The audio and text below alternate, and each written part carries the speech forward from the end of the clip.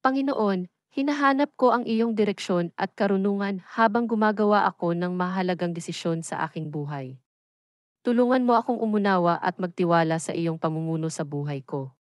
Pipiliin kong sumunod kahit na nasa labas ng comfort zone ko ang sinasabi mo. Bigyan mo ako ng sensitivity na marinig ang iyong boses at ang katapangan na gawin ang sinasabi mo.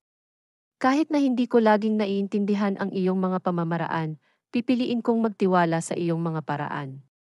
Sa pangalan ni Jesus, Amen. Panginoon, hinahanap ko ang iyong direksyon at karunungan habang gumagawa ako ng mahalagang desisyon sa aking buhay.